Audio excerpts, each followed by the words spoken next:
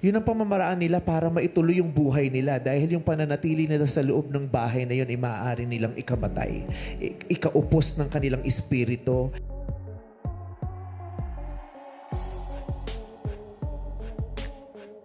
Usap-usapan ngayon sa social media ang mga binitawang salita ni Ungovable Star Vice Ganda sa bagong episode ng It's Showtime.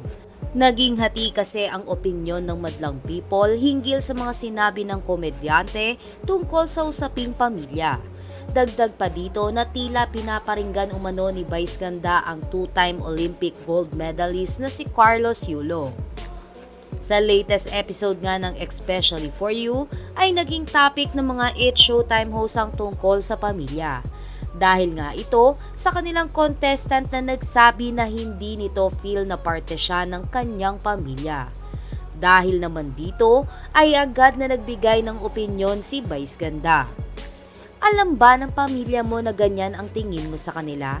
Tanong ni Vice Ganda sa contestant. Opo, inaayos naman po namin. Sagot naman ng babaeng nakaupo sa Especially For You. Bigla naman tumugon si Vice Ganda sa sinabi ng babae. At dito na nga tila nagtalo-talo ang mga tao dahil nabanggit ng komedyante ang salitang Olympics. Ayon kay Vice Ganda, oo, mahirap yung hindi ka okay sa family mo. Napakahirap na problema yan. Yan yung problemang hirap na hirap ka masolusyonan at gawan ng paraan. Kung iisipin mo, mas mahirap pa yan sa makakuha ng gold sa Olympics. Natapos naman ang pag-uusap ng mga Showtime host at ng contestant nang sabihin ni Vice Ganda na hindi siya naniniwala na pwedeng isantabi ang ating mga pamilya.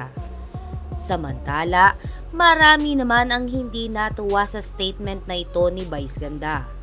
Anila ay patama ito sa ating bayani na si Carlos Yulo na siyang nag-uwi ng gintong medalya sa Pilipinas. Hindi kasi lingid sa kaalaman ng lahat ang problema na meron si Carlos Yulo sa kanyang pamilya at ang pagbanggit umano ni Vice Ganda ng Olympics sa kanyang mga sinabi ay nangangahulugan lamang na si Carlos Yulo ang kanyang pinagsasabihan.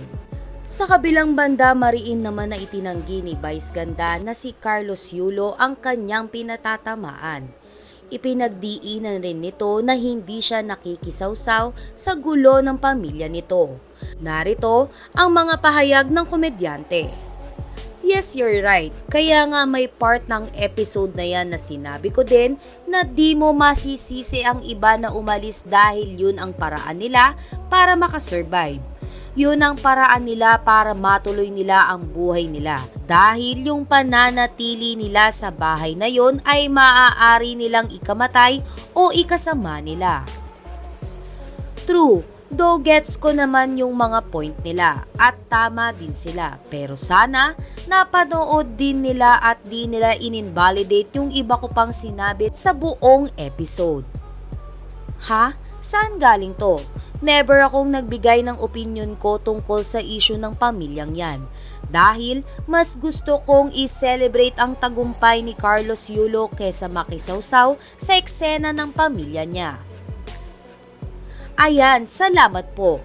I don't think it's wrong to hope for every problematic family to resolve their issues and eventually reconcile. Pero alam ko din namang may mga kaso na dapat iligtas at ilayo ang mga miyembro ng pamilya sa pang-aabuso.